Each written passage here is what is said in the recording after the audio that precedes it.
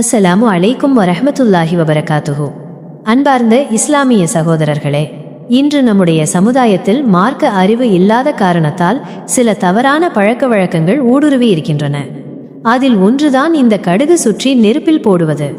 யாருக்காவது உடல்நிலை சரியில்லை என்றாலோ அல்லது ஒரு குழந்தைக்கு திஷ்டி பட்டுவிட்டது என்று நினைத்தாலோ கடுகையும் உப்பையும் எடுத்து தலையை சுற்றி நெருப்பில் போடுவார்கள். இப்படி செய்வதால் நோய் குணமாகும் அல்லது திஷ்டி நீங்கும் என்று நம்புகிறார்கள். இது உண்மையா? மார்க்கம் இதை அனுமதிக்கிறதா என்பதை பற்றித்தான் இன்று நாம் பார்க்க போகிறோம். எல்லா புகழும் அல்லாஹ் ஒருவனுக்கே. அன்பார்ந்தவர்களே, நம்முடைய உயிருக்கு மேலான நபி முஹம்மது முஸ்தபா ஸல்லல்லாஹு அலைஹி வஸல்லம் அவர்கள் நமக்கு அழகான வழிமுறைகளை கற்றுத்தந்துள்ளார்கள்.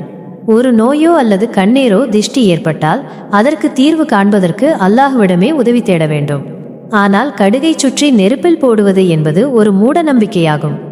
இது போன்ற செயல்கள் இணை வைத்தல், ஷிர்க் என்ற பெரும் பாவத்தின் பக்கம் நம்மை கொண்டு போய்விடும். நம் பெருமானார் நபி முஹம்மது முஸ்தபா ஸல்லல்லாஹு அலைஹி வஸல்லம் அவர்கள் கண்ணியத்திற்குரிய சஹாபி அபூபக்கர் சித்திக் ரலியல்லாஹு அன்ஹு அவர்களிடமும் மற்ற சஹாபாக்களிடமும் ஈமானை பாதுகாப்பது பற்றி எவ்வளவு எச்சரித்தார்கள் என்பதை நாம் நினைவில் கொள்ள வேண்டும்.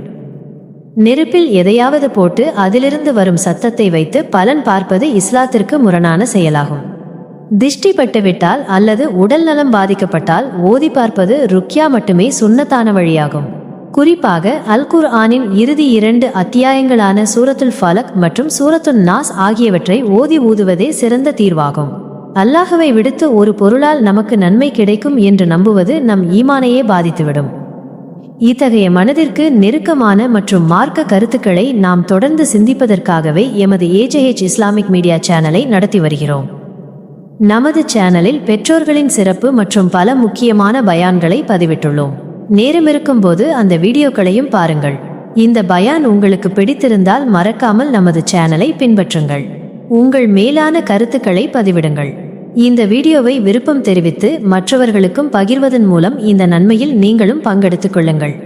யா அல்லாஹ், மூட நம்பிக்கைகளிலிருந்து எங்களது ஈமானை பாதுகாப்பாயாக. தெரிந்தோ தெரியாமலோ நாங்கள் செய்யும் இணை வைத்தல் எனும் பெரும் பாவத்திலிருந்து எங்களை நீ காப்பாற்றுவாயாக. எங்களை நேரான வழியில் செலுத்தி ஜன்னத்துல் ஃபிர்தௌஸ் எனும் உயர்ந்த சுவனத்தில் நுழைய அருள் புரிவாயாக. ஆமீன். வஸ்ஸலாமு அலைக்கும் வரஹ்மத்துல்லாஹி வபரகாத்துஹு.